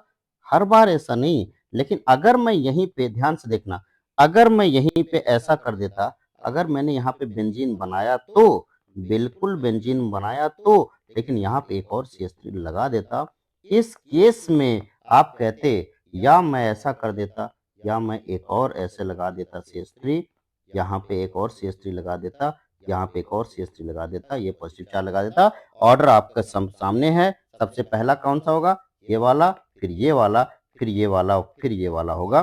ध्यान से देख लें, इस वाले कंपाउंड में और इस वाले कंपाउंड में अंतर क्या है? इसमें ये 2 डिग्री कार्बोकेटायन है, यानी कि 3 alpha hydrogen plus 3 pi bond का रेजोनेंस। यहाँ पे सिर्फ 3 पाई बॉन्ड का रेजोनेंस है, और जबकि जब हमारे पास 9 अल्फा हाइड्रोजन है, हाइपर कॉन्जुगेशन जीत गया, यहाँ पे रेजोनेंस हार गया। इस वाले केस में हाइपर कॉन्जुगेशन जीत गया, रेजोनेंस हार गया। बाकी जगहों पे इस रेजोनेंस के साथ साथ हाइपर कॉन्जुगेशन का सपोर्ट मिल गया, इसलिए हाइपर कॉन्जुगेशन और रेजोनेंस मिलकर के इसको हरा दिए।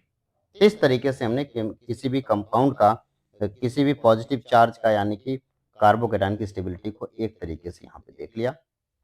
आपने कहा 1-2 क्वेश्चन और करा दो सर, तो एक क्वेश्चन और ले लो, आपके सामने है क्वेश्चन नंबर 4। ध्यान से देखना, मैंने लिखा ये लिखा, मैंने लिखा बेंजीन। बेंजीन को सिंपली पीएच के नाम से भी जाना जाता है, पीएच के नाम से भी जाना जाता है। तो मैंने यहाँ पे एक कार्बन ले लिया ऐसे, और इस कार्बन के साथ यहाँ पे H लगा दिया। एक बेंजीन मैंने ऊपर लगा दिया ऐसे, एक H नीचे लगा, एक बेंजीन मैंने नीचे लगा दिया ऐसे, और एक पॉजिटिव चार्ज।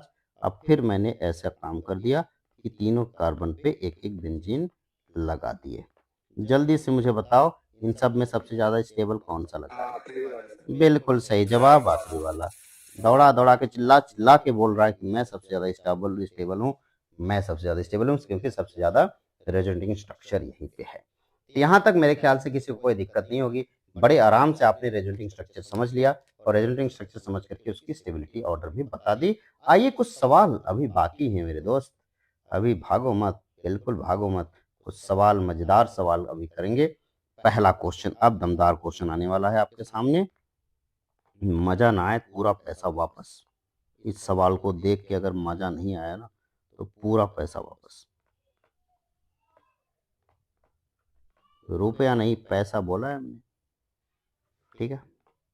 पता चला प्रेरणा में पहुंच के तुम लोग लड़ाई करना शुरू कर दिए, मजा नहीं आया हमें, कल मजा नहीं आया, पैसा वापस करने के लिए बोला था सबने, भैया हमारी तो लंका लग जाएगी।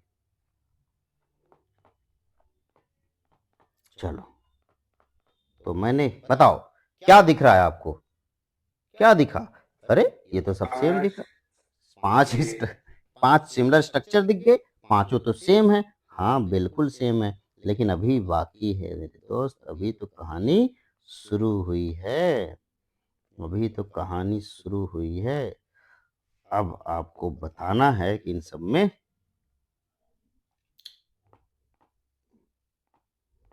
सबसे ज्यादा रेजोनेटिंग स्ट्रक्चर, सबसे ज्यादा स्टेबल कार्बोकेटाइन कौन सा है? Come on. लेफ्ट से होगा।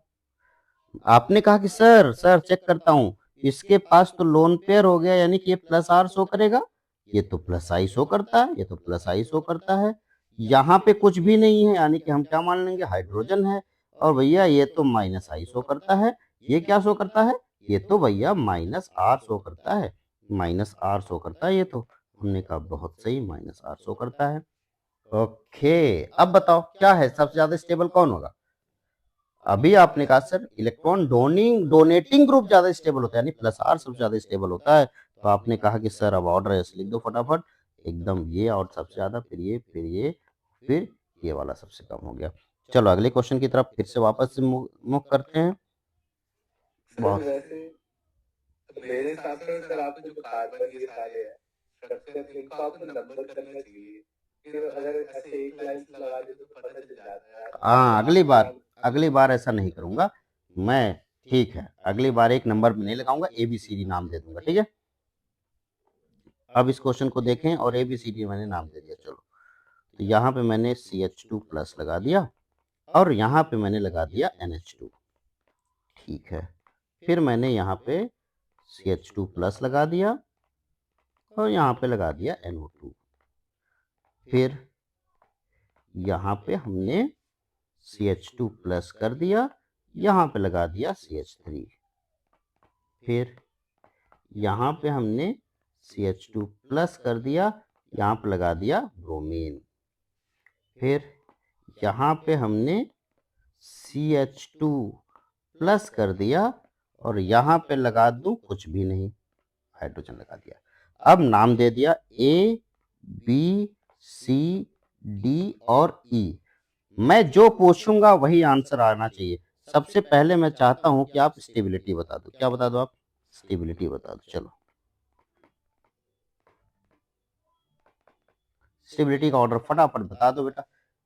मैंने कहा जो सबके पास है उसे मत देखो, जो बदल रहा है वही देखो, फटाक से आंसर दे दो, देखता हूं कितने लोगों का आंसर आता है।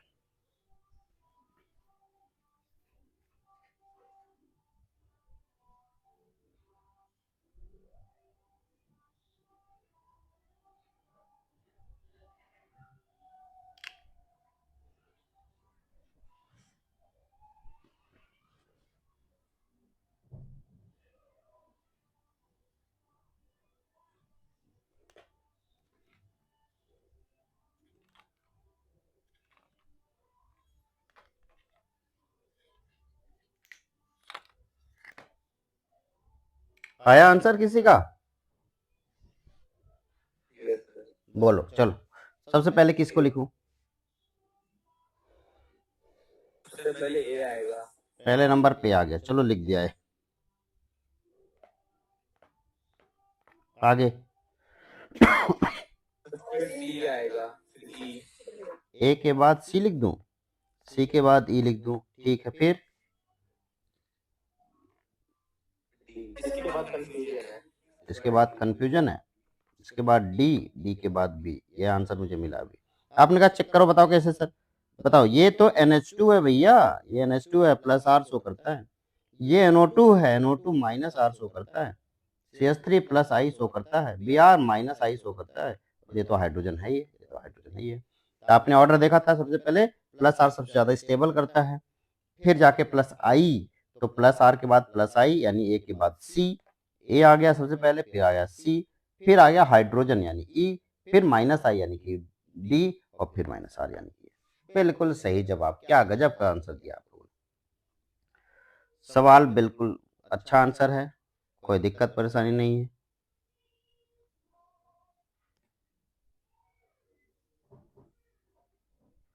ठीक है,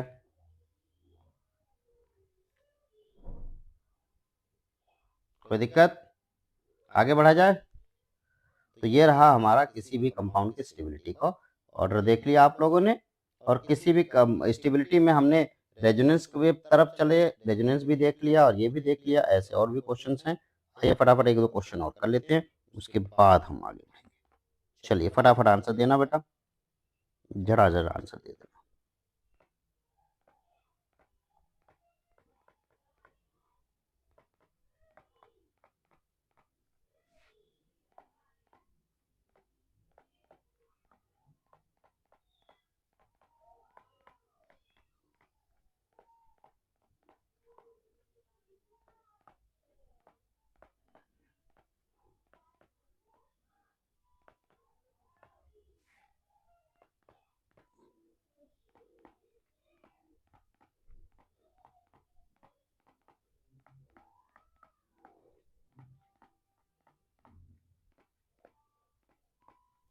चलो, ये ए रहा, ये बी रहा, ये सी रहा, और ये डी। आपको कार्बोकेटाइन की स्टेबिलिटी बतानी है, कम ऑन। CADD होगा। सबसे ज्यादा स्टेबल क्या होगा बेटा? C। सी, बिल्कुल सही, सी। उसके बाद ए, फिर बी और फिर डी, बिल्कुल सही। जितना ज्यादा इलेक्ट्रॉन डोनेटिंग ग्रुप होगा, स्टेबिलिटी उतनी कम होती चली जाएगी।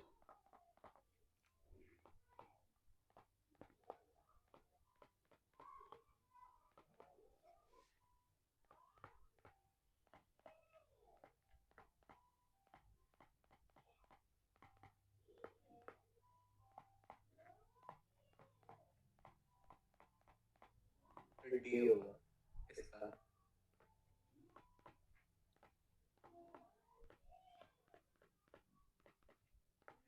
बताइए क्या आंसर है सबसे ज्यादा स्टेबल?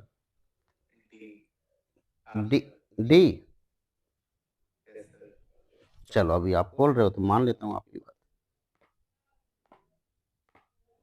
ठीक है, इस तरीके से हमने स्टेबिलिटी का ऑर्डर देख लिया, बहुत सारे क्वेश्चन हमने कर लिए, और ये सारी स्टेबिलिटीज के ऑर्डर हम लोगों ने अच्छे से देख लिए। मेरे ख्याल से यहाँ तक चीजें क्लियर हो गई। हाँ, कुछ पूछना चाहते हो? कौन सा ऐप यूज करते हो कहाँ पे? इसके लिए? पढ़ाने के लिए? नोट नोट आईडी वगैरह। ये कौन सा ऐप है भैया, मुझे भी नहीं पता है। नोटफुल है। हम्म, चाहिए क्या ऐप? अच्छा है तो। बहुत ऐप है, अच्छे अच्छे ऐप है बेटा इसमें, ये तो सस्ता वाला है। वैसे तो मेरे पास और भी ऐप हैं, लेकिन ये सबसे सस्ता वाला ऐप है। बाकी लोग जो यूज करते हैं, देखो नोटाबिलिटी, नोटाबिलिटी भी है मेरे पास। नोटाबिलिटी जानते हो? बाकी लोग, बाकी टीचर्स नोटाबिलिटी यूज करते हैं, मैं सस्ता वाला यूज करता हूँ, नोटफुल। ठीक है, तो आगे बढ़ते हैं, आगे अगले टॉपिक की तरफ। और अगला जो टॉपिक है वो क्या कह रहा है देखो। क्या यहां तक किसी को कोई दिक्कत तो नहीं है ना? अब आज के लेक्चर की आखिरी टॉपिक की तरफ चलते हैं। एसिडिटी, किसी भी कंपाउंड के एसिडिक स्ट्रेंथ को कैसे पता करें, और उसके बाद आज का ये वाला चैप्टर और आज का लेक्चर दोनों को फुल स्टॉप लगा देंगे, और इसके बाद हाइड्रोकार्बन हम नेक्स्ट क्लास से स्टार्ट करेंगे, और पीओसी, पीओसी आखिरी में करेंगे। ठीक है, देखो बेटा क्या है, अगली हेडिंग डालेंगे। हेडिंग है आपकी basic strength of organic compound.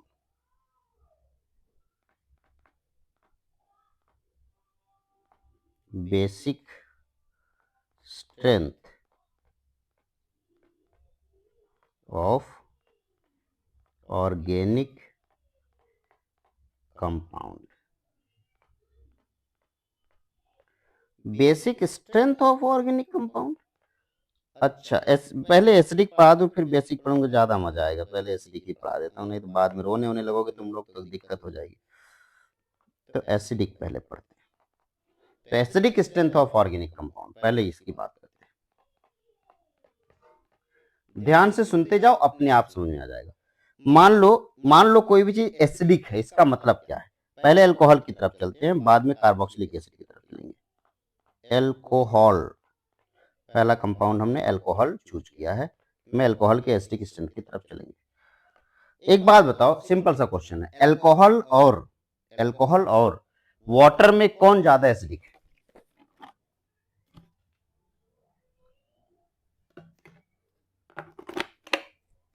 बोलो भाई, कोई तो बोल दो। अल्कोहल और वाटर में कौन ज्यादा एसिडिक है? अल्कोहल होगा। अल्कोहल ज्यादा एसिडिक है, बिल्कुल सही आपने सोचा है। आइए चेक करते हैं अल्कोहल ज्यादा एसिडिक है कि नहीं। आप लोगों को कैसे पता लेकिन अच्छा अल्कोहल ज्यादा एसिडिक है? ट्राई किया क्या? अल्कोहल में तो हुआ ही होता है ना, हाँ कुछ तो है, आप लोगों ने ध्यान दिया अल्कोहल पे अच्छे से, मतलब चलो आप चेक कर लेते हैं अल्कोहल ज्यादा एसिडिक है या नहीं। सर देखो, कोई भी चीज एसिडिक है इसका मतलब क्या हुआ, पानी में डालेंगे क्या निकालेगा? बस सिंपल। कोई भी चीज एसिडिक है इसका मतलब पानी में डालो H+ निकालो, और जब पानी में डालने के बाद वो H+ रिलीज नहीं करेगा इसका मतलब एसिडिक नहीं। तो इसका मतलब ये हुआ कि जो आसानी से अपने H+ को छोड़ दे, जो आसानी से अपने H+ को छोड़ दे वो उतना अच्छा एसिड है। अब सवाल है H+ किसी को क्यों छोड़ेगा, वो H+ को छोड़े या ना छोड़े, पहले ये डिसाइड करो H+ किसी को क्यों छोड़ेगा। बोलो भाई, H+ को क्या चाहिए? अल्कोहल की बात कर रहे हैं, अल्कोहल की बात करेंगे तो O के साथ H आया, O के साथ कौन आया बेटा? H आया। बताओ ऑक्सीजन इलेक्ट्रोनेगेटिव है या हाइड्रोजन इलेक्ट्रोनेगेटिव है? तो ऑक्सीजन इलेक्ट्रोनेगेटिव है, तो जो इसके बीच में इलेक्ट्रॉन होने चाहिए, कोवेलेंट बॉन्ड वाले इलेक्ट्रॉन बीच में होने चाहिए थे, कहां पे होने चाहिए थे? एग्जैक्टली सेंटर पे होने चाहिए थे, क्योंकि ये कोवेलेंट बॉन्ड बना है। एग्जैक्टली सेंटर पे यहाँ पे होना चाहिए था, ये इलेक्ट्रॉन यहाँ पे होता, ये इलेक्ट्रॉन यहाँ पे होता, हाइड्रोजन भी शेयर करता, ऑक्सीजन भी शेयर करता, दोनों मस्त रहते। लेकिन किसकी इलेक्ट्रोनेगेटिविटी ज्यादा है? ऑक्सीजन की। तो ऑक्सीजन क्या करता है? इलेक्ट्रॉन को अपनी तरफ खींच लेता है ऐसे। अब जब इलेक्ट्रॉन को अपनी तरफ खींच लिया ऑक्सीजन ने, तो क्या हाइड्रोजन दुखी हुआ? बिल्कुल हुआ। क्यों हुआ दुखी भाई? क्योंकि उसके ऊपर कौन सा चार्ज आ गया? स्लाइटली पॉजिटिव चार्ज आ गया। अब जब उसके ऊपर स्लाइटली पॉजिटिव चार्ज आ गया तो हो गया दुखी। अब जब हाइड्रोजन दुखी है तो वो तो साथ छोड़ेगा ही छोड़ेगा, ये तो सीधी सी बात है कि अगर हाइड्रोजन किसी के साथ दुखी है तो वो तो उसका साथ छोड़ देगा। अब दो चीजें हैं, वो जो ऑक्सीजन है वो आगे भी तो किसी के साथ जुड़ा होगा, ये जो आगे की जुड़ाव है ना वही डिसाइड करेगा कि इसका साथ छोड़ेगा या नहीं छोड़ेगा। आपने कहा क्या करूं सर? मैं आगे एक काम करता हूं, मैं इलेक्ट्रॉन डोनेटिंग ग्रुप लगा देता हूं, जैसा कि अभी हम लोगों ने दो टाइप के इलेक्ट्रॉन डोनेटिंग ग्रुप सीख रखे हैं। तो जब मैं इसमें इलेक्ट्रॉन डोनेटिंग ग्रुप लगाऊंगा बेटा, तो क्या ये प्लस ये इलेक्ट्रॉन को डोनेट करेगा? जब ये इलेक्ट्रॉन को डोनेट करेगा तो इसका इफेक्ट इस पर भी तो आएगा। ये जो दोनों इलेक्ट्रॉन है वो किसकी तरफ भागेंगे? वो हाइड्रोजन की तरफ भागेंगे। अब बताओ, हाइड्रोजन की तरफ भागने से हाइड्रोजन खुश हुआ या दुखी? बोलो भाई, हाइड्रोजन खुश हुआ या दुखी? हाइड्रोजन के से इलेक्ट्रॉन दूर गया था इसलिए हाइड्रोजन दुखी था। अब इस इलेक्ट्रॉन डोनेटिंग ग्रुप ने पुश करके वही इलेक्ट्रॉन जो हाइड्रोजन से दूर गया था हाइड्रोजन की तरफ शिफ्ट कर दिया। तो क्या हाइड्रोजन खुश हुआ ना? हाइड्रोजन तो खुश हो गया। अब जब हाइड्रोजन खुश हो गया तो क्या वो भागना चाहेगा? बताओ, क्या वो भागना चाहेगा?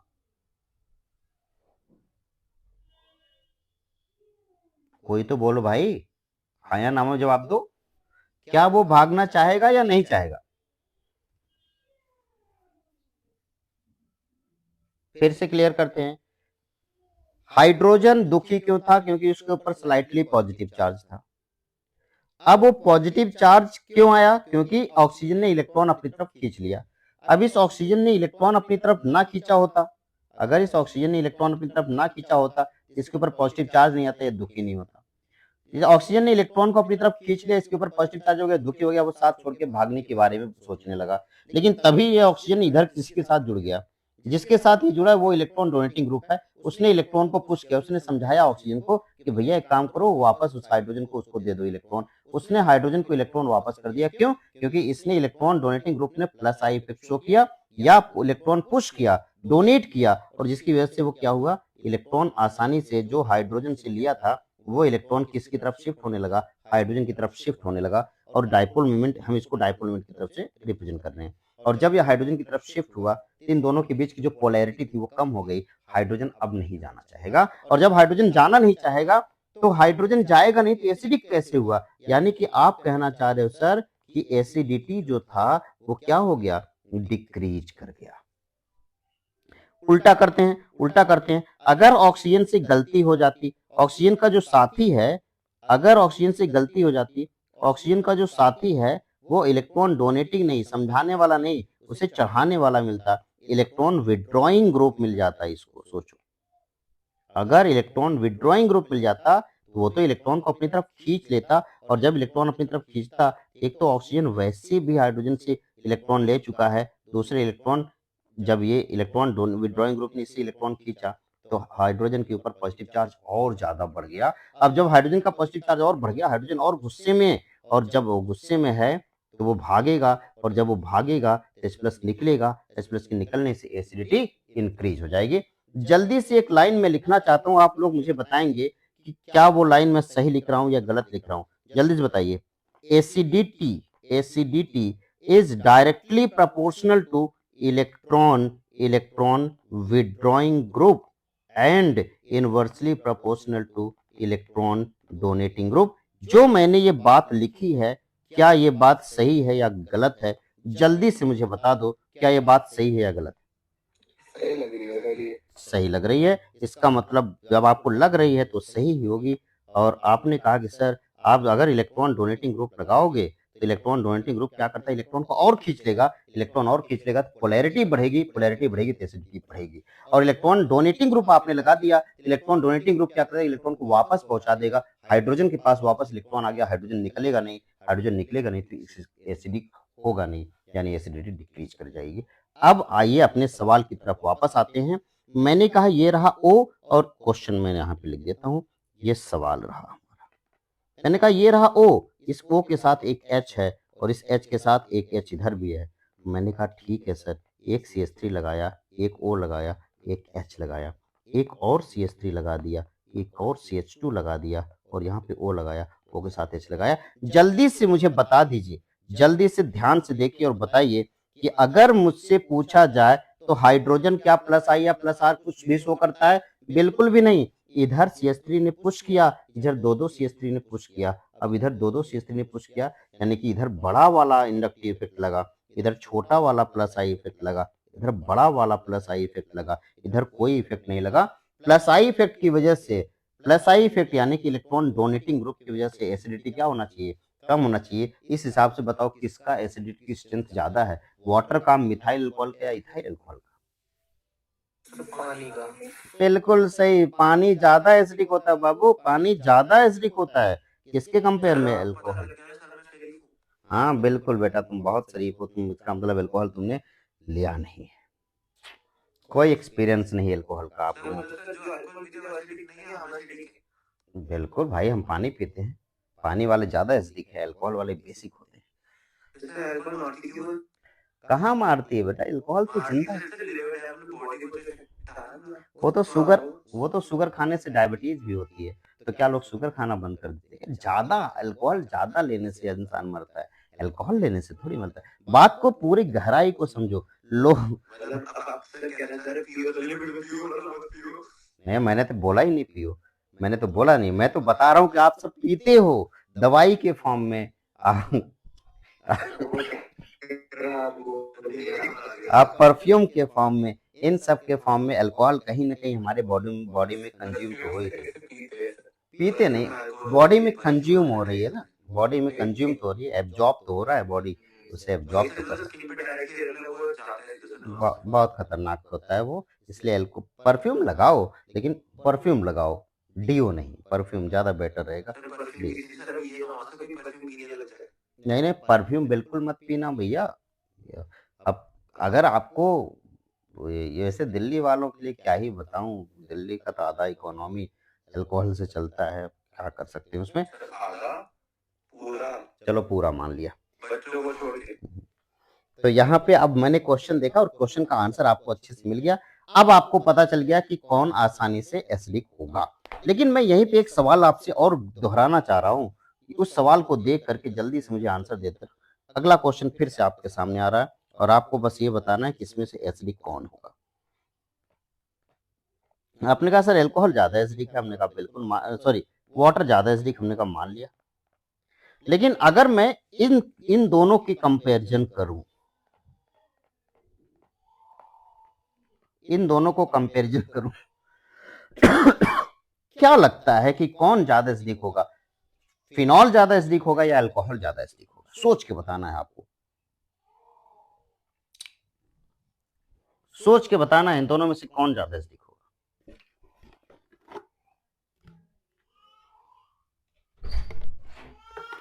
H+ के जान क्या हुआ, रोक क्यों रही है? टीवी बंद कर दिया क्या?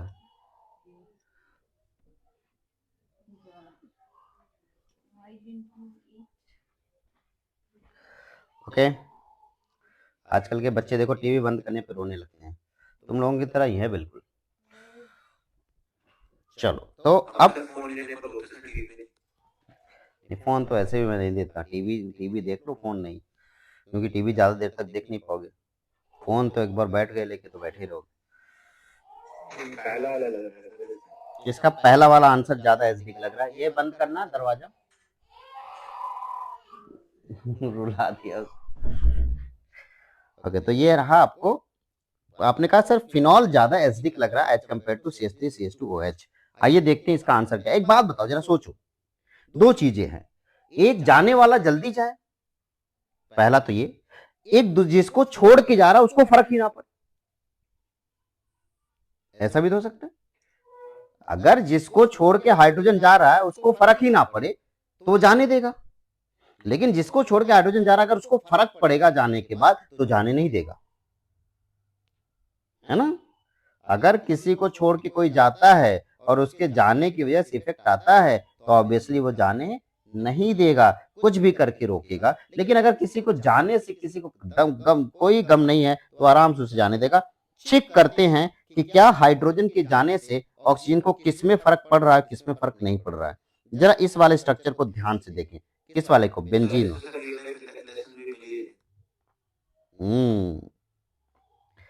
तो जरा ध्यान से देखें, अगर हाइड्रोजन इसको छोड़ के चला गया मान लो ऑक्सीजन को, तो ऑक्सीजन के ऊपर कौन सा चार्ज आएगा बेटा? नेगेटिव चार्ज आएगा। आएगा कि नहीं आएगा बताओ? आ गया। लेकिन जैसे वो नेगेटिव चार्ज दिखा, आपने कहा अरे सर ये तो बेंजीन है। बेंजीन तो तुरंत इसको घुमा करके नेगेटिव चार्ज से डबल बॉन्ड को शिफ्ट करा करके एक रेजोनेटिंग स्ट्रक्चर ड्रॉ कर देगा। कैसा रेजोनेटिंग स्ट्रक्चर? देखो ऐसा, ऑक्सीजन डबल बॉन्ड के साथ यहाँ मिल गया, नेगेटिव चार्ज यहाँ आ गया, ये डबल बॉन्ड यहाँ, ये डबल बॉन्ड यहाँ, वापस से यही काम हुआ, नेगेटिव चार्ज ने बॉन्ड को बनाया और इसने बॉन्ड को घुमाया और जैसे ऐसे हुआ एक और स्ट्रक्चर बन गया। ये देखो ऐसे स्ट्रक्चर बन गया, नेगेटिव चार्ज यहाँ आ गया, डबल बॉन्ड यहाँ, डबल बॉन्ड यहाँ, ऑक्सीजन के साथ डबल बॉन्ड है ये। आपने कहा अभी तो और है, अब ये नेगेटिव चार्ज को वापस से डबल बॉन्ड के साथ ले आओ, डबल बॉन्ड को तोड़ दो और नेगेटिव चार्ज बना दो और इससे एक और स्ट्रक्चर तैयार हुआ। और ये जो स्ट्रक्चर तैयार हुआ ये कुछ ऐसा हुआ, कुछ यहाँ, नेगेटिव चार्ज यहाँ, डबल बॉन्ड हो। जहां से तुमने नेगेटिव चार्ज लिया था उस नेगेटिव चार्ज को वापस कर दो और नेगेटिव चार्ज से बॉन्ड बना दो। और जब आपने ऐसा किया तो आप ध्यान से देखेंगे कि भैया उसके नेगेटिव चार्ज को जाने से, उसके नेगेटिव हाइड्रोजन के जाने से क्या इसको फर्क पड़ रहा है? बिल्कुल नहीं। क्यों? क्योंकि फर्क तो तब पड़ता जब नेगेटिव चार्ज अनस्टेबल होता। यहाँ पर negative charge resonating structure show करने लगा और रेजोनेटिंग स्ट्रक्चर शो करके वो मस्त मौला हो गया, ऑक्सीजन को कोई फर्क ही नहीं पड़ा। तू जाना है जा, तुझे तेरे जाने से मुझे कोई फर्क नहीं पड़ता। तो जब इसके जाने से उसे कोई फर्क नहीं पड़ रहा है तो हाइड्रोजन उसको आराम से, ऑक्सीजन उसको आराम से जाने देगा। लेकिन अल्कोहल वाले में चेक करता हूं, जब अगर इसने इसको छोड़ दिया, अल्कोहल वाले में चेक करता हूं, कि इसने इसको छोड़ दिया और जब ऑक्सीजन ने इसको छोड़ा होगा तो ऑक्सीजन के ऊपर नेगेटिव चार्ज आया होगा। भाई साहब ये CH3 तो प्लस आई इफेक्ट शो कर रहा है और प्लस आई इफेक्ट शो करने की वजह से ऑक्सीजन की डेंसिटी और इलेक्ट्रॉन बढ़ रहा है। तो ऑक्सीजन कह रहा है इलेक्ट्रॉन पहले से ही ज्यादा था और इलेक्ट्रॉन बढ़ा दोगे तो मैं अनस्टेबल हो जाऊंगा। अब जल्दी से बताओ कौन स्टेबल है कौन अनस्टेबल है, कौन सा नेगेटिव चार्ज स्टेबल है? फिनॉल वाला नेगेटिव चार्ज ज्यादा स्टेबल है, अल्कोहल वाला नेगेटिव चार्ज कम स्टेबल है। तो इस वजह से आपने कहा कि इसका मतलब फिनॉल के एच के जाने से उसको कोई फर्क नहीं पड़ेगा और इस वजह से phenol is more acidic then alcohol. तो अगर आपसे पूछा जाए फिनॉल ज्यादा एसिडिक है अल्कोहल तो आप क्या बताओगे? Phenol is more acidic as compare to alcohol. कोई दिक्कत परेशानी है बेटा? नहीं है ना? इस तरीके से हम चीजों को अच्छे से समझ गए हैं। हमने एसिडिक स्ट्रेंथ को भी अच्छे से सीख लिया है। एसिडिक स्ट्रेंथ को मैंने जो सिखाया ध्यान से एक बार देख लीजिए।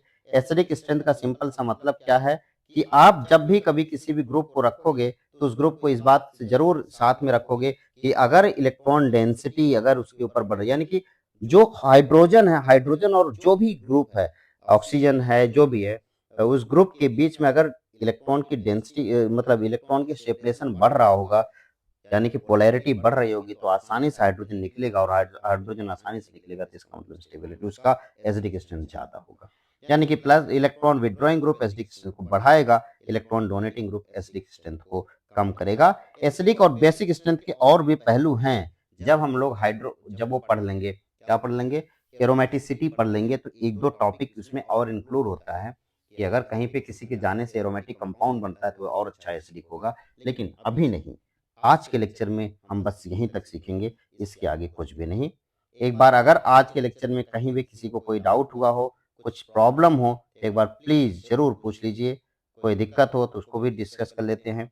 और अभी तक हम लोगों ने क्या क्या पढ़ लिया एक बार देख लीजिए। रेजोनेंस हमने पूरा कवर कर लिया, सारे इफेक्ट्स हमने पढ़ लिए, कन्फॉर्मर्स पढ़ लिए। एक बार इस पूरे टॉपिक में हमने क्या क्या डिस्कस कर लिया देख लें एक बार, क्योंकि अब आज के बाद हमारा ये जो टॉपिक है यानी कि ये जो चैप्टर है जनरल ऑर्गेनिक केमिस्ट्री वो फिनिश हो चुका होगा। नेक्स्ट क्लास में हम लोग पढ़ेंगे हाइड्रोकार्बन। तो टॉप टाइप्स ऑफ रिएक्शन से शुरुआत करेंगे हाइड्रोकार्बन को। तो हमने देखा सबसे पहले हमने नॉमेनक्लेचर अच्छे से कर लिया। ये देखो सारे नॉमेनक्लेचर है।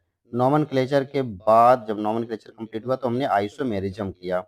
नॉमेनक्लेचर ये कंप्लीट हुआ। नॉमेनक्लेचर काफी लंबा था। आपके बाद मतलब आप पीडीएफ भेजोगे वो पूरी कंप्लीट होगी पूरे चैप्टर की। ये जीओसी की कंप्लीट होगी, इसी में हम आगे कंटिन्यू करेंगे, इसी पीडीएफ में हम आगे कंटिन्यू करेंगे। ठीक है सर क्या ना सर हाइड्रोकार्बन के अलग भेज सकते हो मुझे सर सेव करने में भी इजी रहेगी।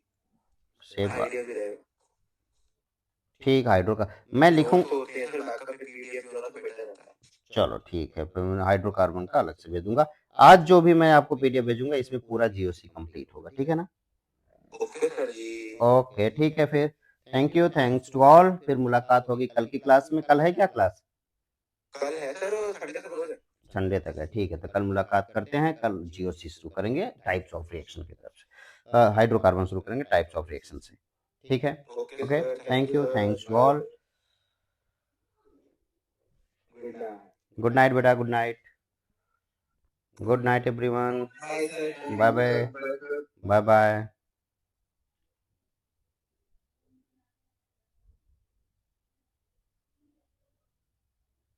बाय।